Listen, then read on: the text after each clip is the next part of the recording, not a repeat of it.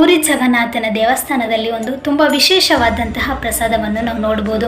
ಕೋಟ್ಯಾಂತರ ಜನರು ಅಲ್ಲಿ ಒಂದು ದರ್ಶನಕ್ಕಾಗಿ ಬರ್ತಾರೆ. ಆದರೆ ಯಾವುದೇ ಒಂದು ಭಕ್ತ ಕೂಡ ಖಾಲಿ ಅಂದರೆ ಬರಿಗೈಯಿಂದ ಹೋಗುವುದಿಲ್ಲ. ಎಲ್ಲರೂ ಕೂಡ ಒಂದು ಆ ಪ್ರಸಾದವನ್ನು ಸ್ವೀಕರಿಸಿ ಹೋಗ್ತಾರೆ. ಮತ್ತು ವಿಶೇಷತೆ ಏನಂದರೆ ಯಾರಿಗೂ ಕೂಡ ಆ ದಾಸೋಹ ಅಂದರೆ ದೇವಸ್ಥಾನ ಮುಚ್ಚೋ ತನಕ ಕೂಡ ಆ ದಾಸೋಹ ಇರ್ತದೆ. ಯಾವಾಗ ಆ ದೇವಸ್ಥಾನ ಮುಚ್ಚುತ್ತದೆ ಆ ದಾಸೋಹ ಕೂಡ ಖಾಲಿ ಆಗ್ತದೆ ಅನ್ನೋದು ಕೂಡ ಇಲ್ಲಿಯ ಒಂದು ವಿಶೇಷತೆ. ಮತ್ತು ದಾಸೋಹ ತಯಾರಿಸುವುದು ಕೂಡ ತುಂಬ ವಿಶೇಷತೆ ಮತ್ತು ವಿಭಿನ್ನ ರೀತಿಯಲ್ಲಿದೆ. 7 ಮಡಿಕೆಯಲ್ಲಿ ಅಂದರೆ 7 ಮಣ್ಣಿನ ಮಡಿಕೆಯಲ್ಲಿ ಒಂದು ಆಹಾರವನ್ನು ಅಂದರೆ ಒಂದು ಪ್ರಸಾದವನ್ನು ಬೇಯಿಸ್ಲಿಕ್ಕೆ ಇಡ್ತಾರೆ. ಒಂದರ ಮೇಲೆ ಒಂದು ಸಾಮಾನ್ಯವಾಗಿ ನಾವು ಅಡುಗೆಯನ್ನು ಬೇಯಿಸುವಾಗ ಯಾವುದೇ ಆಗಿರಲಿ ಈಗ ಕೆಳಗಿಂದ ಬೇಯ್ತದೆ ಅಂದರೆ ಒಲೆ ಬೆಂಕಿ ಜಾಸ್ತಿ ಕೆಳಗಿಂದ ಬೆಂದು ಮತ್ತೆ ಮೇಲೆ ಬೇಯ್ತದೆ.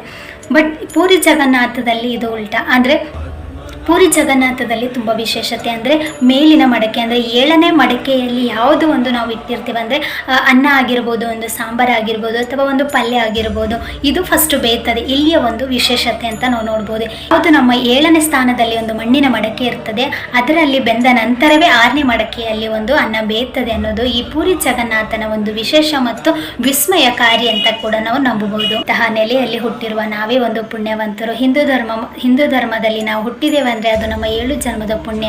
ಹಾಗಾಗಿ ನಮ್ಮ ದೇವಸ್ಥಾನದ ಒಂದು ಪ್ರತೀಕವಾದಂತಹ ಪೂರಿ ಜಗನ್ನಾಥನ ಒಂದು ಪವಾಡಗಳಾಗಿರ್ಬೋದು, ವಿಶೇಷತೆಗಳಾಗಿರ್ಬೋದು, ವಿಜ್ಞಾನಕ್ಕೂ ಕೂಡ ಒಂದು ಸವಾಲು ಹಾಕಿರುವಂತಹ ಒಂದು ಘಟನೆಗಳು.